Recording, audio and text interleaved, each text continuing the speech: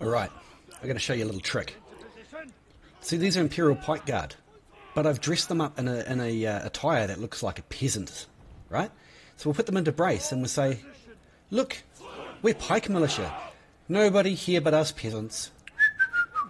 Just peasants. Oh no. Psych! Imperial Pike Guard, biatch! Woohoo!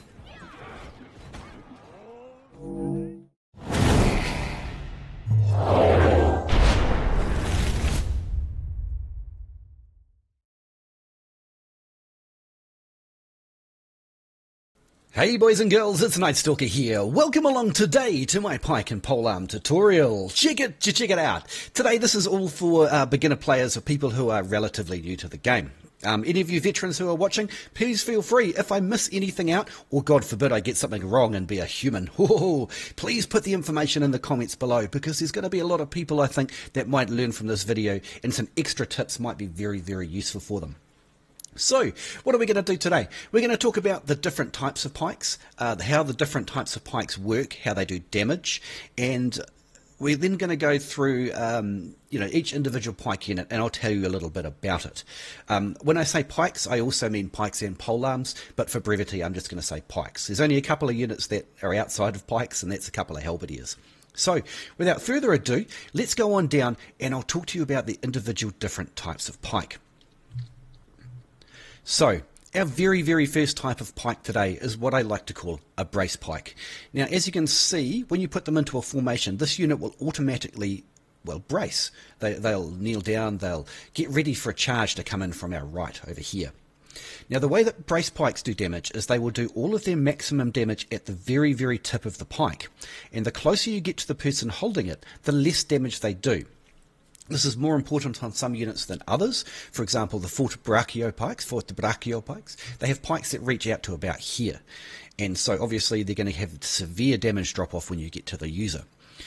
These pikes here, the domain pikemen, are a pretty good unit. They last you into the end game because of their disproportionate amount of damage they do compared to their leadership cost of only 70. So this is quite a common unit you'll see around. They have some formations, and we're going to talk about the brace now before we go into detail of all the pike units later. So it's the key thing to learn about pikes. All of the damage, maximum damage at the tip, no damage or almost no damage at the user. Most of the brace pikes don't have a very wide frontage. By what I mean by frontage, I mean for the individual soldier. So this soldier here, with his pike tip here, most pike can only rotate to about this. This unit's pretty good with they've got about a 45-degree angle that they can attack on. They can't attack behind them, they can't attack to the side. Other units can, we'll talk about that later. The other thing to particularly note about brace pikes is that the damage is momentum based, and this is around the concept of charging cavalry, charging into brace pikes will get absolutely massacred, and they do. A tier 5 or a gold tier cavalry unit going into this unit isn't going to suffer very much because this is a tier 1 unit, but something like the forte brachio pikemen that we'll talk about later, any pike unit going into the front of that, any cavalry unit going into the front of that pike unit is instant death, particularly based on the momentum. So if you've got infantry charging into them, you've got cavalry charging them into them, or you've even got a hero charging into them, they will do much more damage based on the momentum of the target moving towards them. In fact, it's not even towards them, it's just momentum based. If, for example, a cavalry unit came out of a side door here and charged in on even this angle here, if they touch this, as soon as they touch this pike, they'll take momentum damage on top of the base damage, even though then it's not head on. The momentum damage is not angular. So, let's take this unit and we'll see how it fights other units. You're probably familiar with this anyway, so we won't take super too long. But I'll just give you a demo. This video, after all, is for beginners. So the way that you want this unit to work out, well, we've got some ranged units here, which is real pain, because you have to walk up and you have to brace into them. Which isn't a huge deal, but I had hoped to show you an infantry unit. And then any stragglers you can just pick off by hitting V. The V key will tell them to automatically attack. Let's see if we can quickly get a melee unit that would, well, they won't charge into us because this is the training room, but it will give you a better idea. That's how you advance the brace pikes into someone who's not coming towards you. So we've got an enemy pikeman unit. That is perfect. So we're going to set up here Ooh, see how they're getting too close? If they catch you out of brace, you won't be able to do any damage. So you've got to wait for them to come to you. What happens if we move into them like this? You see how suddenly our damage drops off? The only way we're doing damage is the people who are attacking on an angle. The people who have not yet... Ooh, I've just learned that this guy will happily turn all the way around. I did not know that about this unit. But they shouldn't, really. In a brace, they shouldn't be turning around like that. It's very curious that they are. Most brace pike units will not turn. Yay for domain pikemen. Okay, so what is our next type of pike unit? Our next type of pike is what I call an open formation pike. Why do I call it this? You'll see down here that they've only got one formation, though they don't have a brace, and they also don't have a charge. So there are a few units in the game like this, but not very many, like very few.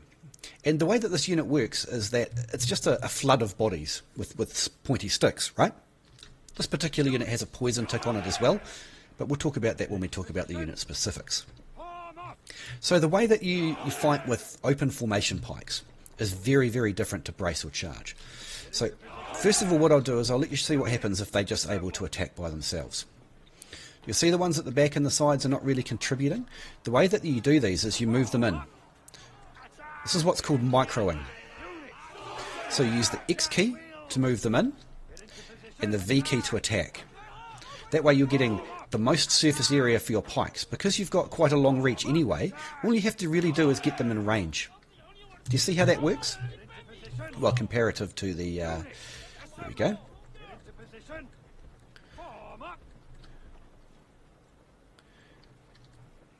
See here that they won't deliberately go out and forward. The guys at the back aren't getting in much. As soon as you move them in and press V, your damage becomes much more intense. The way I'm doing that is X key will place them, as you're probably familiar with, and V key will make them attack. Right, so I'm telling them to move in and stack, and then attack. Move in and stack, move in and stack, and then attack. Right? Inefficient, efficient.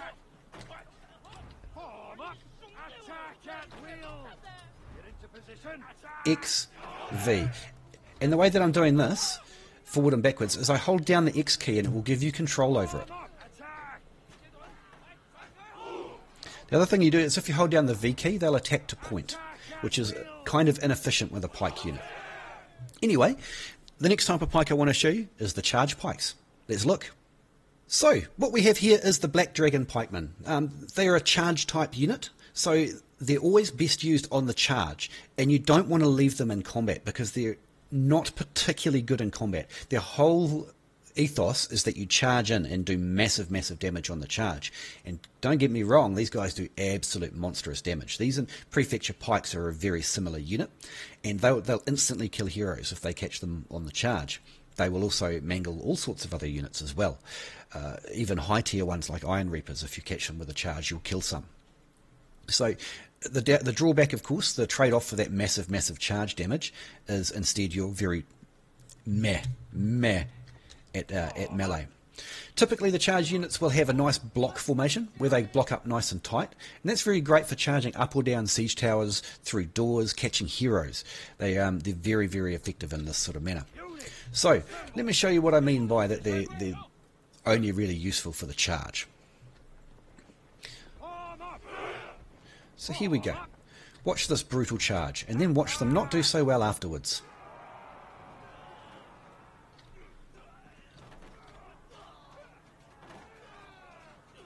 These training room mobs are a lot easier to kill than the enemies you're going to face on the battlefield, so you might have to trust me on this one. They're all about the charge and nothing else. And that's just what this unit's about. You're trying to catch out heroes, you're trying to catch out high value units. So be it.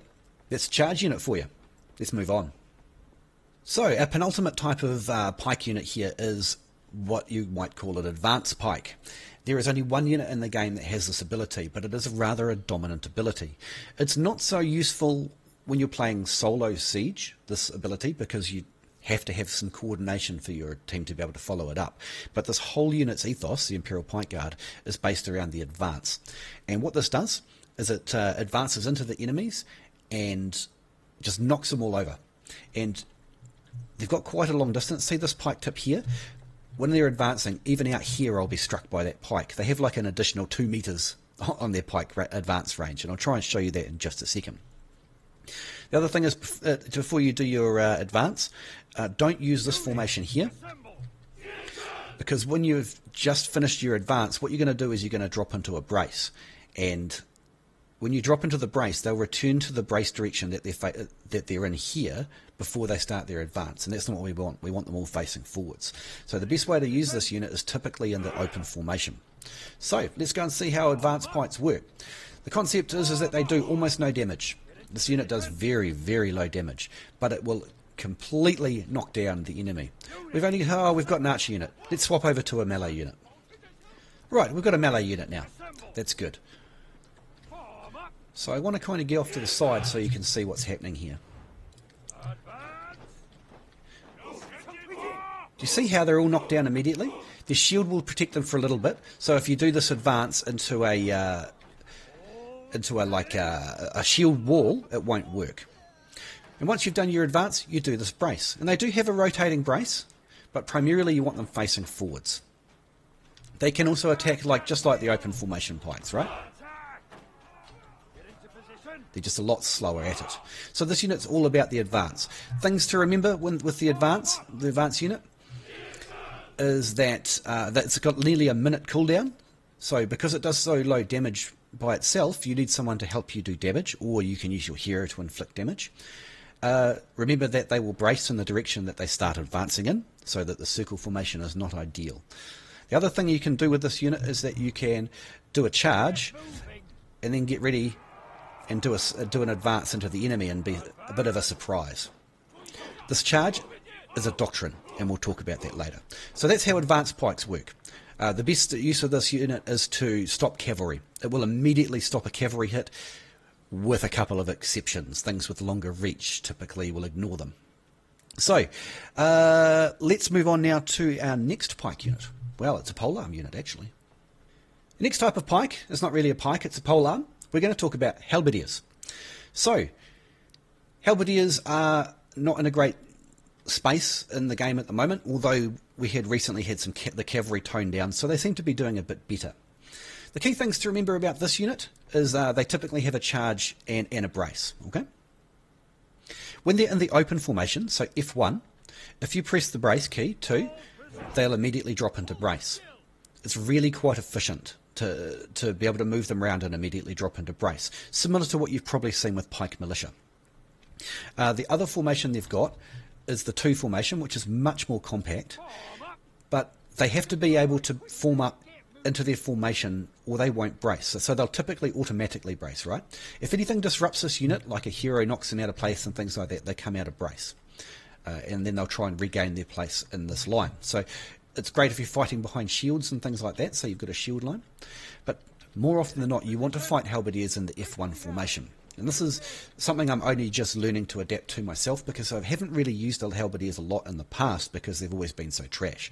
But as I say, with the cavalry being toned down now, they're a little bit better. So let's try and show you both of those.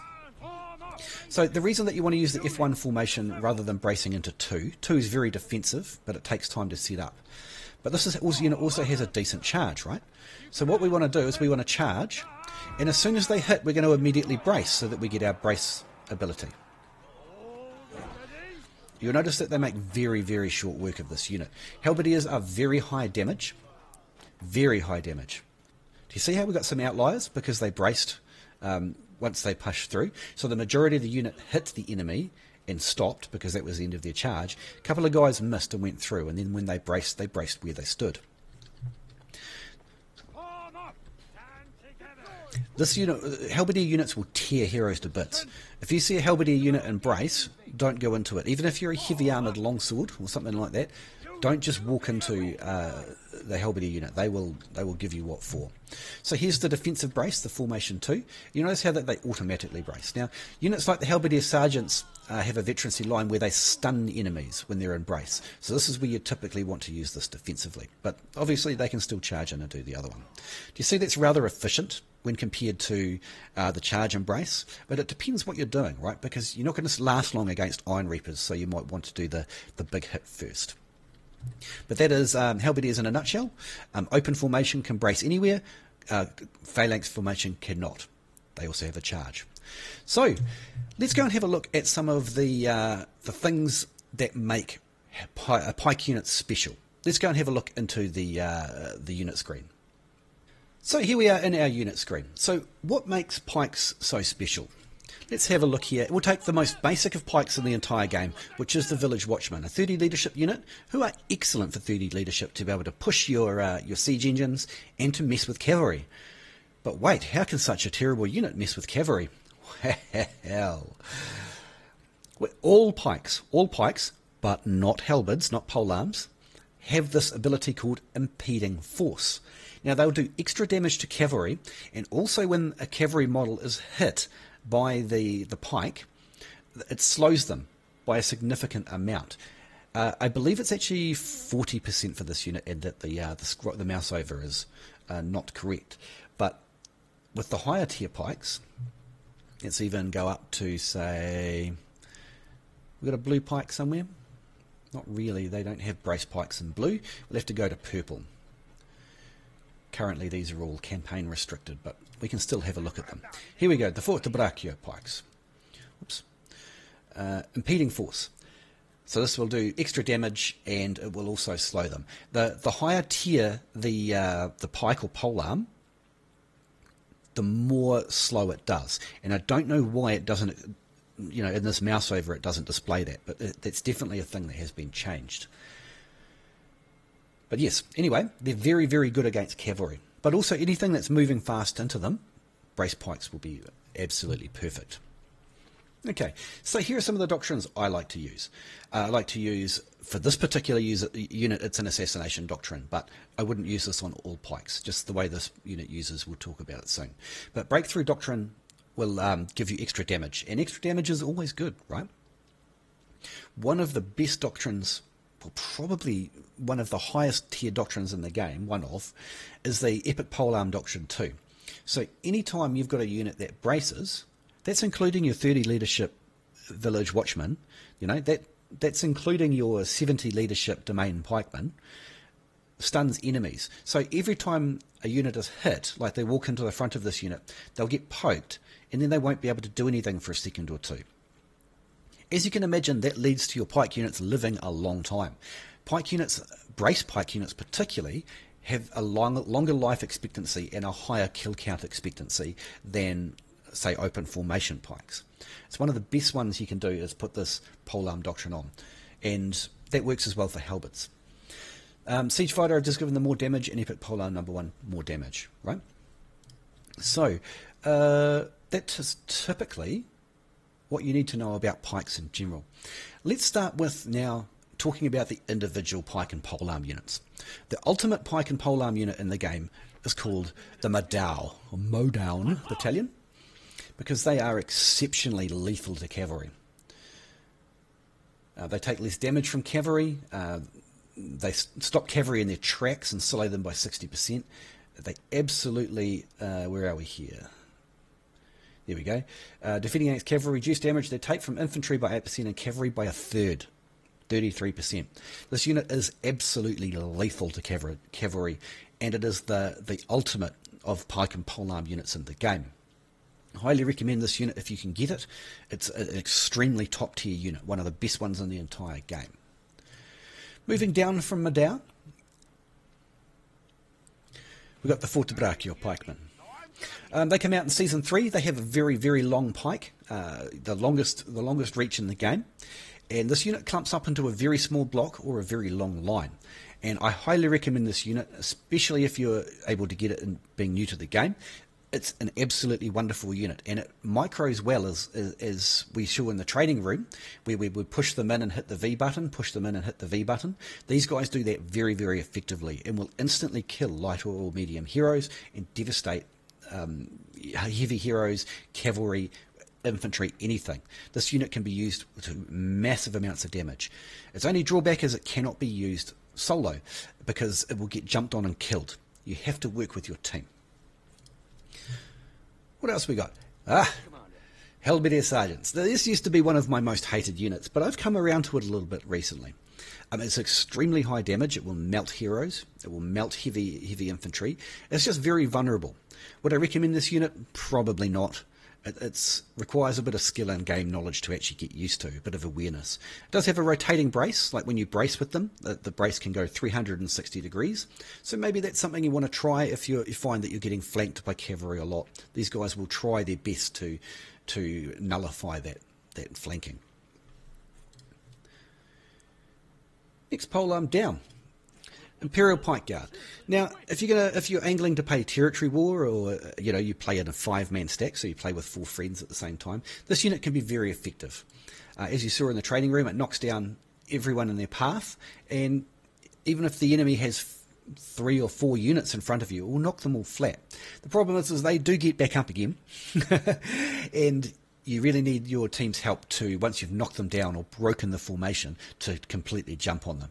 So if you play solo and just queue up siege, this unit's no good for you. If you're looking to play territory wars later, perfect, because the advance will stop cavalry. And if you get 3 people in your team rotating through with this unit, you can have, I think maybe it's 4 units where you can have a near constant barrage of advancing. So in a team play context, it's really quite good. If you're going to single queue or solo queue, this unit's not for you, man. One other thing I'll note about this unit is its brace. Its brace is terrible, absolutely terrible. Horrifically low damage, just bad. It's better than not having a brace, but it's also no good either. You might want to consider even putting the stun doctrine on it for more anti-cavalry or anti-infantry abilities. I don't have a spare one. So from there, blue ones. Alp Halberdiers, they're an upgrade, so once you've got the blue Halberdiers, they upgrade into these Alp Halberdiers. You might know them as Landschnecks on your server, Landsharks. Landsharks is kind of the colloquialism for them. They have the strongest charge in the game. Each one of these guys can do 10 or 15,000 damage when they charge, with an ability called Power Charge. It's absolutely lethal. What they touch dies. And once they've done that, they have, once they've charged in, they have a pierce thrust back. These abilities might be called something slightly different on your server. That's fine. They work the same. And they cause bleed, and they do lots of damage, and they pull people into them. It's very potent slow. So once you're in, they can fight with this. The only thing about this massive power charge is it takes a while to get it going. You have to power brace first. So you go into a brace with it, and they have a long animation, about a 3-second long animation, and then they can charge, which takes about 1.5 seconds, 2 seconds to build up before they get going. But anything they hit will die instantly. You won't wipe whole units because its individual things get hit, but if you hit a hero with this unit, they are dead. You hit 5 heroes with this unit, all 5 are dead. It's a very, very powerful unit. You can also spec it into brace. I wouldn't recommend that. This unit's all about the power charge. So, ticking down from there, we have the Black Dragon Pikemen. They're a mercenary unit. They're only 120 leadership, so you have to pay either silver or real money to get this unit. I like it. It's okay. It's a kind of a one-shot pony, though. You don't typically get many charges from it because it's quite squishy, but you send them in and it does very, very high damage. They're the one that we used in the training room earlier. So would I recommend this unit? Yeah, I think it's okay. If you're going to get yourself a mercenary unit and it's not the Martella Lori Hammer Bros, probably this one in the current meta is very, very good for you to choose. We overlooked the Prefecture Pikes because they are very similar to the Black Dragons, except these guys hit harder. The reason they hit harder is they have 3 battle. There we go. Once they charge, they launch a flurry of attacks following the charge. They're also a little bit tougher. So and look, it says they're great in melee combat. They are not. They are not. Shock troops, more effective charging the enemy rather than in a sustained melee, and that's relevant to all of the charging polearms, with the exception of halberds, who fight rather well in close combat comparative to others. Very, very good unit, Prefecture Pikes. So you don't necessarily need this if you're looking for charge infantry, but if you have the mercenaries, you'll also get XP and bronze bonuses at the end of the battle. Blue Halberdiers, what can I say about Blue Halberdiers? What I can say about Blue Halberdiers is that they're totally overshadowed by the Alp Halberdiers, because you see here promote. It will promote them into the Landsheks, who are just infinitely better. So this unit is redundant unless you are moving through it to get the Alp Halberdiers. So we'll put it in the trash tier basket because it's so overshadowed by others. I think they're okay, but there are much better units you can get for your leadership. But you are going to have to practice with this unit if you're going to go through and get the Land Sharks. By the way, when you promote, all your doctrines are returned to your pool, and you keep all your experience. You lose nothing by promoting. You just get the next tier of infantry up. Okay, what is next in the polearm stakes? The Mighty Pike Militia. Now, the Mighty Pike Militia are amazing. They're probably the best green tier unit, and they're kind of undercosted, and they're definitely underleveled. They should be a blue tier unit costing about 140, I think, but they're only 110. The reason they're so good is that, like with the Halberdiers, where you could move them in and brace immediately if you're in the open formation, these guys can move in and brace immediately in a very, very tight bunch. So you can bunch this unit up against the enemy, brace them in, and they just annihilate everything in front of them. They have a natural stun, so they don't need the doctrine. Anything hit by them will be stunned, and they can strike 2 units at once. So they're an absolutely lethal unit that is usable all the way up until very, very high tiers. As you can see, I still use them a bit. You won't really see them in level 2000 plus, but these guys are definitely capable of holding their own way through to level 1000 and above. Very, very good unit, and I recommend all new players get it. This is the way to spec them. So, Domain Pikemen, we've talked about these a little bit. They punch above their weight for their 70 leadership. They're a very good little unit if you've got some spare points and you want a peasant unit, and also brace, right? You can tool them up to be quite nasty. They definitely do more damage than their leadership and tier suggests. Good unit. Village Watchmen, we've talked briefly about them. Same deal. They've got a natural brace when they're in the line formation, so you have to spec them into line formation. There, that one there. So you need that node if you want them to have a brace. But they're extremely cheap at 30 leadership. They push siege engines, and it doesn't matter if they get bombed. It doesn't matter if they get killed. And you can put the stun doctrine on them if you like, which doubles their combat power, triples even. Because, of course, something like, I don't know, a Shield Maiden, a tier 5 infantry unit, doesn't have any stun resist, no CC resist. So if they walk into this unit will just keep them at bay, even a tier 5 unit. They will eventually get overwhelmed because, well, Shield Maidens have other tricks up their sleeve, right? But what I'm trying to say is they can hold back higher tier units if they have the stun doctrine that we talked about. Highly used unit. You see them in just about every game. That's because they're so cheap to their output. Highly recommend everyone level those ones. And underrated, this one here, the Tenant Farmers. I think this is underrated unit. I must have had a temporary doctrine on there that expired. Because they're 40 leadership. There's heaps of them in the unit, man. You get 36 in a unit. You can do all sorts of things with them. They do increase minimum damage and things. But they've got the impeding force, just like all pikes. And there's a lot of them, and they're an open formation pike. I guess I would still prefer the Village Watchmen, simply because they're less leadership than these guys and perform pretty much the same function. But this one's quite overlooked. They actually have from memory, relatively high damage for a peasant unit, and they do piercing damage, which is good, just like all pikes. So, yeah, I don't hate this unit. You just don't see it very often, but it's quite underrated if you ask me. But if you've got limited time and limited resources, don't pick this one up. So, that's a brief discussion of all of the pike units in the game, pike and polearm units. I hope that was useful to you. I hope you've learned something new, or you just enjoyed the soothing sound of my Kiwi voice. Thanks for coming to my video. Maybe check out some others. See you, bye.